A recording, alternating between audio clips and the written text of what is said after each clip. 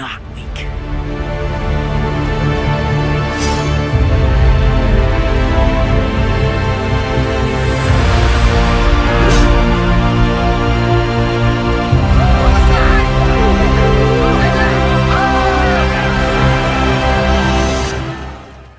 Haleluya! Dimanapun teman-teman pemuda-pemudi berada saat ini, mari kita memuji, menyembah Tuhan, kita satukan hati, kita berdoa. Bapa, terima kasih buat anugerah-Mu sehingga kami boleh ada sebagaimana kami ada. Kami sadar Tuhan, bukan karena kuat gagah kami, bukan karena kehebatan kami ya Tuhan, kami boleh ada sebagaimana kami ada. Terima kasih buat kasih setia-Mu, kemurahan-Mu Tuhan, pemeliharaanmu, penyertaan-Mu, pimpinanmu Tuhan dalam hidup kami. Kami mau memuji, menyembah-Mu Tuhan, Allah gunung batu kami, tempat perlindungan kami, kubu pertahanan kami, kekuatan dan sukacita kami. Biarlah ya Tuhan, setiap pujian yang kami naikkan berkenan kepadamu, menyenangkan hatimu Tuhan, sebab itulah kerinduan kami. Dan biarlah ibadah ini kami serahkan dalam tangan-Mu. Biarlah hati pikiran kami boleh fokus, Roh Kudus-Mu memenuhi hati pikiran kami, setiap anak-anak muda-Mu dan hamba-Mu yang beritakan firman-Mu Tuhan urapi. Biar firman-Mu itu menguatkan kami, menuntun kami kepada seluruh kebenaran-Mu, sehingga kami boleh semakin hidup seturut kehendak-Mu. Terima kasih ya Tuhan, dalam menjadi doa permohonan kami dan kami mulaikan ibadah ini di dalam nama Tuhan Yesus Kristus. Haleluya.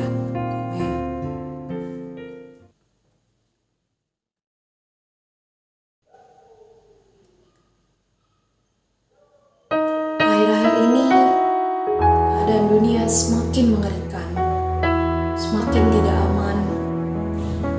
Namun biarlah lagu ini menjadi pengakuan kita kepada Tuhan, bahwa sungguh dialah kekuatan kita, sukacita, tempat perlindungan kita, sehingga kita tidak terganggu dengan keadaan dunia ini, karena kita fokus kepada Tuhan. Mari kita nyanyikan lagu ini bersama. Engkaulah kekuatanku, tempat perlindunganku, di saat badai menerpa, aku tak akan goyah. Aku tak akan goyah, sebab Kau sertaku.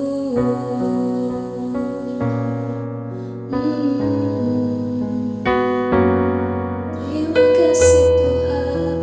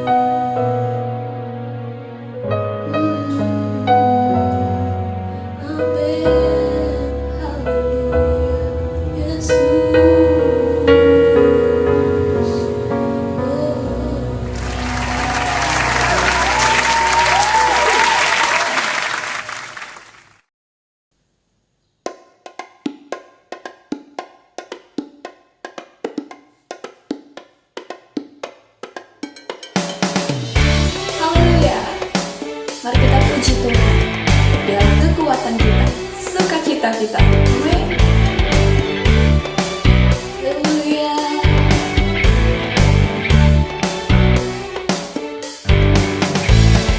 Terima sukacita surga, itulah kekuatan bagi jiwa, dapat rasakan kasih-Nya di tengah badai yang bergelora.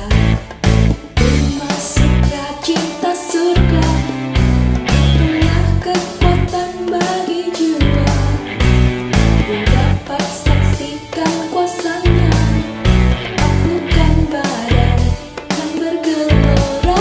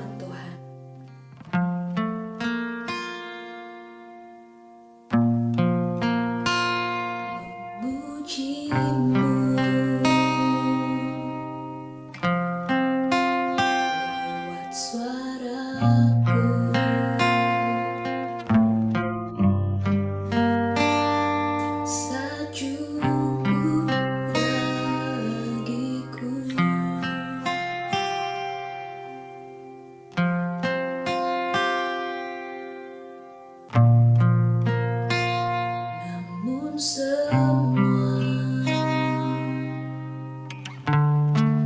ternyata lebih dari yang kukira.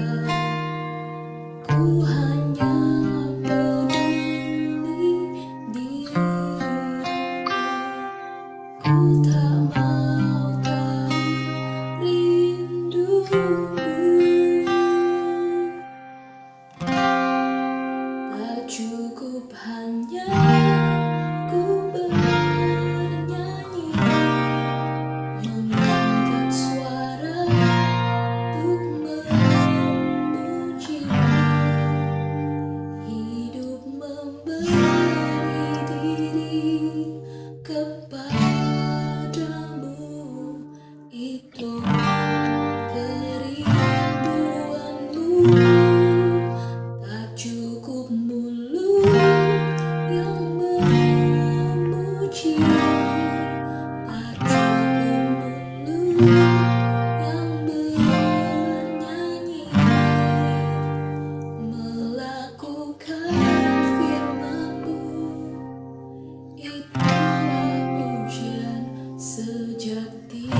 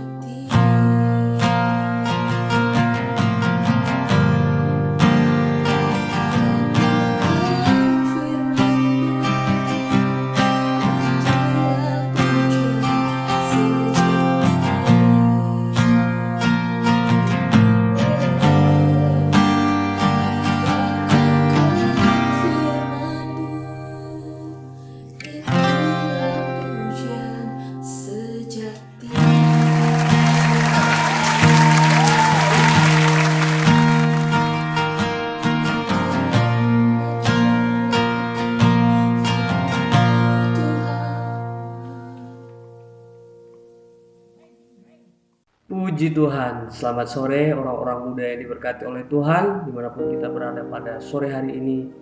Dan kita akan mendengarkan kebenaran firman Tuhan. Kita berdoa. Terima kasih Bapa di sorga, kami bersyukur Tuhan buat sore hari ini. Kami pemuda-pemuda yang ada Tuhan rindu untuk belajar akan kebenaran firman-Mu. Kau memberkati hamba-Mu sehingga hamba-Mu dapat menyampaikan apa yang menjadi keinginan Tuhan bagi seluruh pemuda-pemudi yang ada di tempat ini Tuhan, sehingga kami semua boleh menjadi anak-anak Tuhan yang menyenangkan hati Tuhan. Terima kasih Bapa di sorga, di dalam nama Tuhan Yesus Kristus kami siap untuk mendengarkan kebenaran firman Tuhan. Haleluya, amin. Puji Tuhan, pada sore hari ini kita akan belajar akan kebenaran firman Tuhan dengan judul tema Kemenangan Perlu Perjuangan. Haleluya. Nah, kita tahu bahwa perjuangan ini adalah sesuatu yang tidak mudah. Pasti ada sesuatu yang harus kita lakukan, yang harus kita perjuangkan. Dan kalau kita lihat sendiri, kemenangan itu apa sih artinya ya? Kemenangan itu adalah sesuatu hal yang diperoleh dengan perjuangan yang berat. Jadi dari arti kemenangan itu aja sudah harus ada yang namanya perjuangan. Dan bukan hanya perjuangan biasa, tetapi kita melakukan perjuangan yang keras, yang berat, sehingga kita mencapai sebuah titik di mana akan menjadikan kita orang-orang pemenang. Haleluya. Kita buka Alkitab kita dalam Efesus pasal 6 ayat 12. Demikianlah firman Tuhan. Karena perjuangan kita bukanlah melawan darah dan daging, tetapi melawan pemerintah-pemerintah, melawan penguasa-penguasa, melawan penghulu-penghulu dunia yang gelap ini, melawan roh-roh jahat di udara.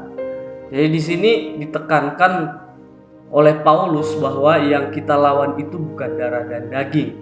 Jadi kalau saudara mau bermusuhan, ingatlah kita bermusuhan itu bukan dengan manusia, tetapi yang harus kita lawan adalah roh-roh jahat yang ada di udara. Nah, di ayat 12 ini kita temukan ada 3 yang harus kita lawan. Yang pertama ada kata pemerintah-pemerintah, penguasa-penguasa, dan juga penghulu-penghulu. Setelah saya selidiki, ketiga oknum-oknum yang dicatat oleh Paulus ini adalah orang-orang yang kuat, orang-orang yang hebat. Mereka adalah kepala-kepala yang mempunyai pasukan, yang mempunyai kekuatan yang besar. Lalu bagaimana cara kita melawan mereka itu? Ya tentu kita harus mengandalkan kuasa Tuhan. Amin. Apakah dampak yang dapat dilakukan oleh ketiga oknum ini sehingga Paulus berkata bahwa kita harus melawan mereka? Ya. Jadi ketika musuh yang dicantumkan oleh Paulus di dalam kitab Efesus pasal 6 ini, mereka akan berjuang habis-habisan dan mati-matian untuk menghancurkan anak-anak Tuhan. Dari segala aspek mereka akan berusaha untuk masuk, untuk menggagalkan setiap rencana-rencana Tuhan yang indah dalam kehidupan anak-anak Tuhan, baik itu melalui teknologi, melalui materi, melalui hati, perasaan, dan pikiran. Mereka akan terus berjuang. Kenapa? Karena itulah tugas mereka. Dari pemerintah-pemerintah, penguasa-penguasa, dan juga penghulu-penghulu yang ada di udara, satu-satunya tugas yang mereka miliki adalah untuk menghancurkan anak-anak Tuhan, manusia tentunya. Itulah tugas mereka. Mereka berjuang mati-matikan. Nah, alangkah sangat menyedihkannya kalau ketika mereka sudah berjuang mati-matian untuk menghancurkan kita, lalu kita hanya bersantai-santai saja. Kita tenang, tidak melakukan apa-apa, seakan-akan tidak ada masalah yang sedang terjadi di sekitar kita. Bahkan seakan-akan kita ini hidup dalam ketenangan. Hati-hati teman-teman. Walaupun kita masih pemuda-pemuda nih, bukan berarti kita nggak akan dihancurkan oleh kuasa-kuasa kegelapan. Justru orang-orang muda lah yang akan pertama yang diincar oleh kuasa-kuasa gelap. Kenapa? Karena orang-orang muda ini punya potensi yang besar yang akan mengubah dunia ini.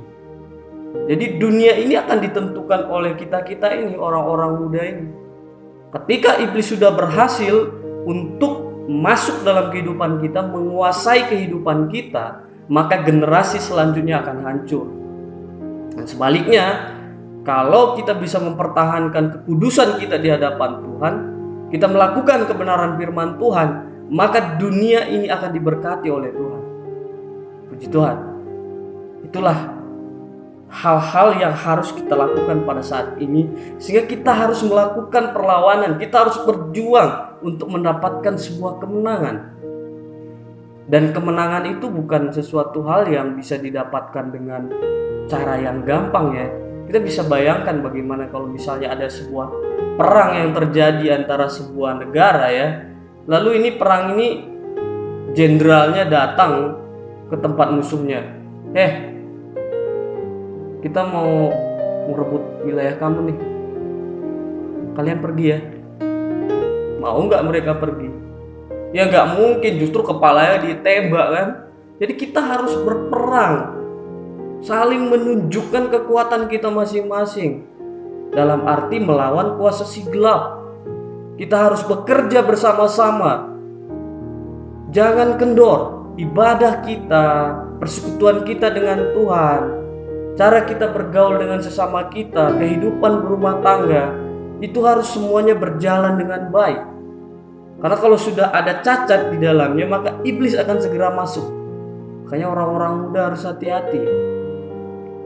Jangan juga karena pasangan lalu kita akhirnya meninggalkan Tuhan. Ataupun kita sesama pengikut Kristus, kita melakukan yang tidak berkenan di hadapan Tuhan.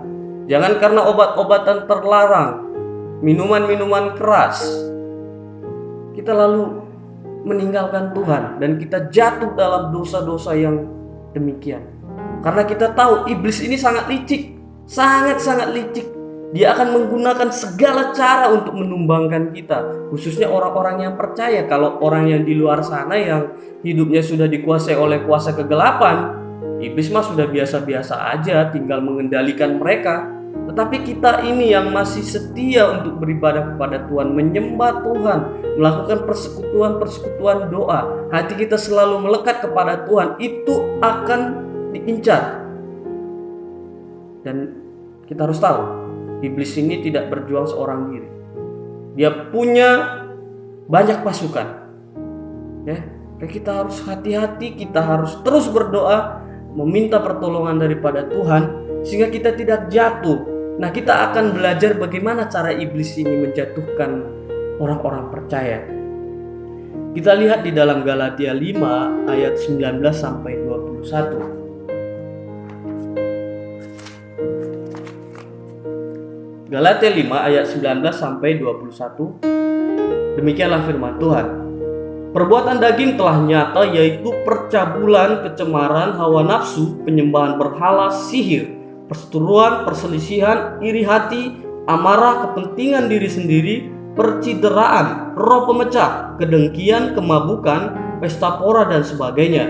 Terhadap semuanya itu kuperingatkan kamu, seperti yang telah kubuat dahulu, bahwa barang siapa melakukan hal-hal yang demikian, ia tidak akan mendapat bagian dalam kerajaan Allah. Jadi ketika kita menuruti keinginan daging yang adalah seteru Allah, kita tidak akan bisa masuk dalam kerajaan Allah.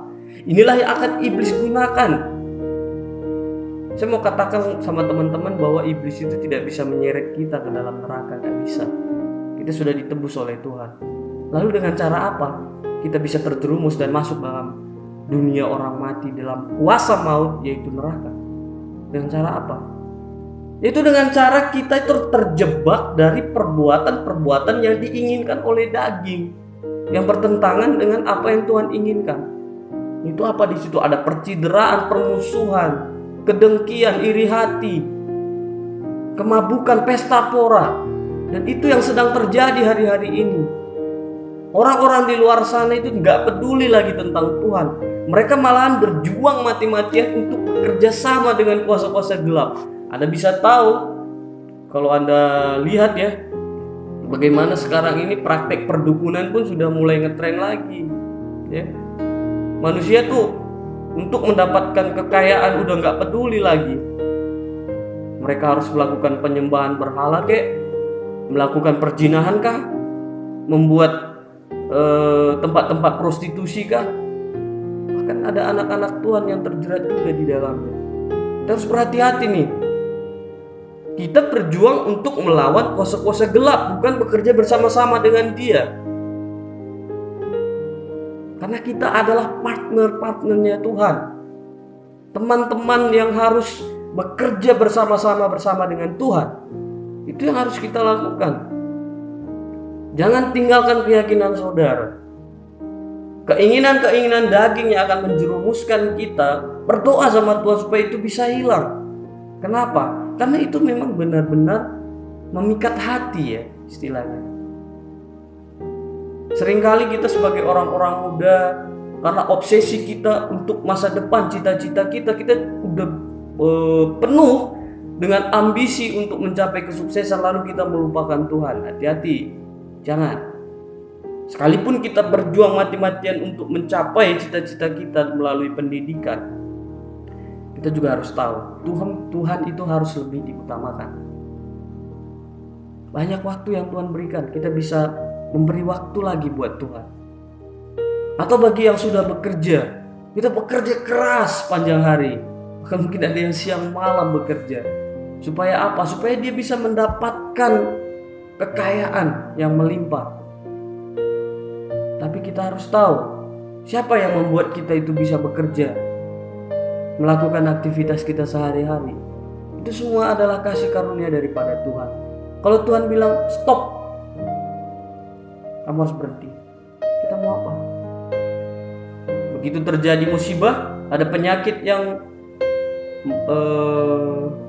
menyebabkan kita tidak dapat bekerja, maka semua akan jadi sia-sia. Anda bisa bayangkan ketika kita mencapai yang namanya kesuksesan, cita-cita yang kita inginkan kita dapat, tetapi di dalam tubuh kita terdapat penyakit, Anda tidak bisa lagi menikmati hasil kerja keras saudara. Jadi karena itu kita harus tahu, kita harus melayani Tuhan, menyenangkan hati Tuhan. Kita harus bekerja, kita harus melakukan pendidikan kita, benar. Kita harus berjuang demi masa depan kita, betul. Tapi kita harus tahu, kita ini adalah orang-orang yang tidak dapat hidup tanpa Tuhan. Kalau kita tidak dapat hidup tanpa Tuhan, kita juga harus melayani Tuhan. Ada sebuah kewajiban yang kita harus lakukan bagi Tuhan. Kita harus menjaga kehidupan kita sehingga tetap murni di hadapan Tuhan. Karena itu akan menyenangkan hati Tuhan, dan Tuhan akan melakukan apa yang terbaik bagi anak-anaknya. Yakinlah, kalau hidupnya saja Dia berikan buat kita, apalagi tentang masa depan, Dia pasti berikan yang terbaik. Jadi jangan mau tertipu oleh kuasa-kuasa kegelapan yang ingin menjebak kita dengan cara-cara halus, yaitu dengan cara keinginan hati, pikiran, dan perasaan. Kita akan terjebak. Tetapi ketika kita ada dalam perlindungan Tuhan, kita tahu kemana kita harus mendapatkan perlindungan, dan kita berjuang untuk melawan dia, yaitu kuasa-kuasa kegelapan, maka kita akan menjadi orang-orang yang lebih daripada orang yang menang. Puji Tuhan. Kenapa sih kita harus berhati-hati hari ini, dan kita harus berjuang keras supaya kita tidak jatuh di dalam jebakan iblis? Kita lihat di dalam kitab Wahyu pasal 12 ayat 12. Wahyu pasal 12 ayat yang ke-12. Karena itu bersukacitalah hai sorga dan hai kamu sekalian yang diam di dalamnya. Celakalah kamu hai bumi dan laut, karena iblis telah turun kepadamu dalam geramnya yang dahsyat, karena ia tahu bahwa waktunya sudah dekat. Kalau kita sudah ada dalam kerajaan sorga lah, kita tidak perlu lagi berjuang, nggak perlu. Semua sudah ada dalam kendali Tuhan. Tetapi permasalahannya, iblis telah jatuh ke bumi. Lalu kalau dia jatuh ke bumi ini, siapa yang akan dibinasakan? Ya tentu kita-kita ini yang masih hidup di dalam daging. Iblis sedang berusaha mati-matian karena dia tahu waktunya tinggal sedikit. Tapi yang jadi masalah, apakah orang-orang muda, anak-anak Tuhan sadar bahwa waktu kita juga tidak banyak? Iblis sedang melakukan strategi, menyusun rencana-rencana untuk menumbangkan kita. Lalu apa yang kita lakukan untuk menangkis setiap serangan-serangan musuh itu? Sudahkah saudara punya perlindungan? Punya strategi untuk mengalahkan tipu muslihat iblis ini? Kalau saudara belum punya, saudara akan tumbang. Ya. Tetapi kalau saudara punya kekuatan daripada Tuhan, saudara tidak akan masalah. Boleh saja iblis beribu-ribu datang mau menumbangkan kita, tetapi karena Tuhan ada di pihak kita, kita tidak akan pernah bisa dijatuhkan oleh kuasa gelap. Penderitaan boleh terjadi, tapi keselamatanmu tetap ada dalam Tuhan. Sukacita di dalam hatimu tidak akan pernah hilang, karena kamu sudah punya senjata. Kita akan lihat di dalam ayat Efesus pasal 6, apa yang harus kita lakukan, dengan apa kita akan melawan kuasa-kuasa gelap ini. Ya. Kita lihat mulai dari ayat yang ke-13. Sebab itu ambillah seluruh perlengkapan senjata Allah supaya kamu dapat mengadakan perlawanan pada hari yang jahat itu dan tetap berdiri sesudah kamu menyelesaikan segala sesuatu. Ambillah seluruh perlengkapan senjata Allah. Apa itu? Firman Tuhan ya. Selanjutnya, jadi berdirilah tegap, berikat pinggangkan kebenaran dan berbaju jiragan keadilan. Kita harus hidup dalam kebenaran dan keadilan. Jangan hidup dalam dusta, tapi hidup dalam kebenaran. Amin. Ayat 15, kakimu berkasutkan kerelaan untuk memberitakan Injil damai sejahtera. Jadi kita bergerak itu kita juga harus menyampaikan Injil kebenaran firman Tuhan. Ketika kita menyampaikan keselamatan yang daripada Kristus, Kristus sendiri akan memberikan kita perlindungan. Ajaib ya. Puji Tuhan. Ayat 16, dalam segala keadaan pergunakanlah perisai iman. Ini yang paling penting nih. Dalam segala keadaan gunakan perisai iman. Apa itu iman? Keyakinan kita kepada Tuhan. Itu gak boleh kendor. Sedetik pun Anda tidak boleh kendor. Kita orang-orang muda gak boleh kendor meyakini bahwa Tuhan itu yang menyelamatkan kita. Dengan keyakinan itu juga kita tetap memuji Tuhan, menyembah Tuhan, berdoa kepada Tuhan, memberikan apa yang terbaik bagi Tuhan. Itu karena iman. Ini yang Paulus tekankan nih bagi orang-orang Efesus. Sebab dengan perisai itu kamu akan dapat memadamkan semua panah api dari si jahat. Ya. Jadi dengan perisai iman kita dapat memadamkan seluruh siasat-siasat, strategi yang disusun oleh si iblis untuk menghancurkan kita. Tidak bisa masuk, tidak mempan. Kenapa? Karena kita punya keyakinan ada Tuhan yang melindungi kita, Tuhan menyelamatkan kita. Karena Tuhan sudah melindungi kita, maka kita datang memuji dan memuliakan Tuhan dan menyembah Tuhan. Ya. Karena itu tetaplah pertahankan keyakinanmu, imanmu, jangan pernah tinggalkan Kristus. Setiap keadaan ingat, kamu harus bergantung kepada Kristus. Orang-orang muda harus mengandalkan Kristus. Jangan mengandalkan kekuatan diri sendiri. Karena kita tahu, ketika kita mengandalkan Kristus, maka rohnya, yaitu Roh Kudus, ada dalam hidup kita. Kalau ada Roh Kudus dalam hidup kita, dalam Kisah Para Rasul 1 ayat 8, kita akan punya kuasa. Kita akan menjadi saksi. Kalau ada roh itu, di dalam 1 Yohanes 4 ayat 4, maka tidak akan ada yang bisa mencelakakan kita. Roh-roh dunia ini tidak dapat menjamah hidup kita, karena roh itu lebih besar daripada dunia ini. Amin. Puji Tuhan. Jangan takut orang-orang muda, berjuang bersama Kristus. Tuhan pasti melindungi kita semuanya, karena roh Tuhan ada dalam hidup kita, dan itu akan menjadikan kita menjadi orang-orang yang selalu hidup dalam kemenangan. Amin. Puji Tuhan. Sekian firman Tuhan yang dapat saya sampaikan. Semoga kita semua diberkati oleh Tuhan dan diberikan kekuatan. Kita mau mengakhiri firman Tuhan kita pada sore hari ini. Kita berdoa. Terima kasih Bapa di surga, kami bersyukur Tuhan buat sore hari ini. Biarlah kebenaran firman Tuhan yang telah disampaikan oleh hamba-Mu boleh menjadi berkat, kekuatan dan sukacita bagi anak-anak Tuhan, khususnya pemuda-pemuda yang ada di tempat ini dimanapun mereka berada Tuhan. Terima kasih Bapa di sorga. Biarlah Tuhan yang memberikan anak-anak Tuhan, pemuda-pemuda, kekuatan yang baru senantiasa untuk melawan setiap siasat-siasat kuasa kegelapan, trik-trik yang mereka lakukan untuk ingin menjatuhkan pemuda-pemuda yang ada. Dan kami tahu bahwa ada kuasa Roh Kudus Tuhan ada dalam kehidupan kami, sehingga kami akan terus menang. Kami akan berjuang bersama-sama dengan Tuhan. Di dalam nama Tuhan Yesus Kristus kami sudah berdoa dan mengucap syukur. Haleluya, haleluya. Amin. Tuhan Yesus memberkati.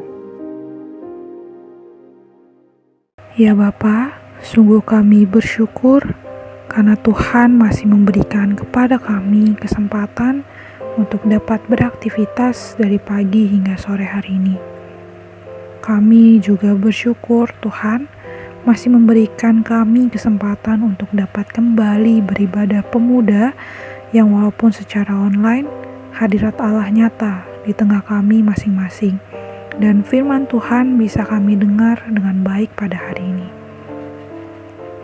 Ya Bapa, kami berdoa secara khusus untuk bangsa kami, negara kami, Indonesia, yang di hari-hari ini sedang mengalami pandemi COVID-19. Ya Tuhan, jika Tuhan mengizinkan pandemi ini terjadi atas bangsa kami, biarlah kasih penyertaan Tuhan juga yang melingkupi setiap orang, sehingga kami bangsa Indonesia dapat melewati semua ini dengan kekuatan yang daripada Tuhan. Kami percaya ada maksud Allah dalam setiap hal yang terjadi pada kehidupan kami. Kami mohon belas kasihan Tuhan menyembuhkan setiap orang yang sakit, menguatkan setiap orang yang lemah, dan menghiburkan setiap orang yang berduka. Berdoa juga untuk pemerintah-pemerintah yang ada yang memimpin bangsa kami ini. Tuhan kiranya berikan hikmat yang daripadamu, supaya setiap rencana dan keputusan dapat diambil dengan bijaksana. Ajar kami juga ya Allah untuk menjadi masyarakat yang taat, sehingga kami juga berkontribusi memajukan bangsa dan negara kami. Tak lupa kami berdoa untuk hamba Tuhan dan gereja-gereja Tuhan yang telah Engkau utus untuk melayani jemaat-jemaat Tuhan di pelosok negeri. Kiranya Tuhan sertai agar setiap pelayanan dan firman yang diberitakan dapat menjadi berkat, kekuatan bagi jemaat Tuhan, sehingga nama Tuhan yang dipuji dan dipermuliakan. Ya Allah, berdoa terkhusus untuk gereja kami, GPDI Tiberias Bogor, Opa, Oma Gembala, keluarga besar, serta para pengerja. Biarlah kesehatan yang daripada Tuhan melingkupi keluarga pastori ini. Walaupun dalam kondisi pandemi, biarlah kekuatan dari Allah Roh Kudus yang mendorong untuk tetap semangat dalam melayani Tuhan. Berdoa ya Tuhan untuk jemaat GPDI Tiberias Bogor juga, biarlah semakin maju di dalam Tuhan, semakin kreatif dan semangat dalam melayani Tuhan, juga semakin berdampak dan menjadi teladan di lingkungan yang sudah Tuhan tempatkan. Tak lupa kami berdoa untuk pemuda GPDI Tiberias Bogor, segala pergumulan baik itu pendidikan, pekerjaan, atau masa depan kami serahkan ke dalam tangan Tuhan. Biar Tuhan yang campur tangan, sehingga kami dapat melihat penyertaan Tuhan yang selalu melingkupi kami, dan dapat menjadi kesaksian yang heran dan memberkati, serta nama Tuhan yang dipuji dan dipermuliakan. Bersyukur ya Tuhan untuk pelayanan pemuda yang masih bisa berjalan dalam ibadah dan doa pemuda. Biarlah Tuhan sertai terus kami dan khususnya para pengurus agar semakin giat melayani pekerjaan Allah. Ajar kami untuk melihat pelayanan ini adalah anugerah daripada Tuhan, dan biarlah kami mengerjakan bagian kami dengan sungguh-sungguh untuk kemuliaan nama Tuhan. Ampuni kami ya Allah jika selama beribadah ataupun selama hari ini kami mendukakan hati Tuhan, kami berdosa di hadapan Tuhan.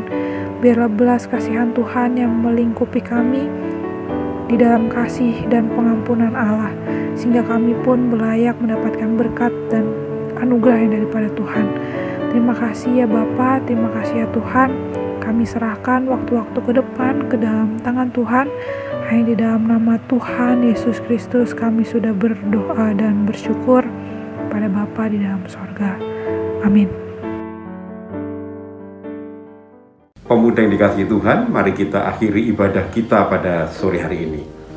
Segala hormat, pujian, dan syukur kami naikkan pada Tuhan, karena Engkau memimpin kami mengikuti ibadah dari awal, pertengahan, hingga akhirnya. Tuhan, terima kasih Engkau berkati hamba-Mu yang sudah menyampaikan kebenaran firman-Mu. Tuhan, pakai dengan lebih luar biasa Tuhan, dalam setiap pelayanannya, dalam rumah tangga, dan dalam seluruh aktivitasnya.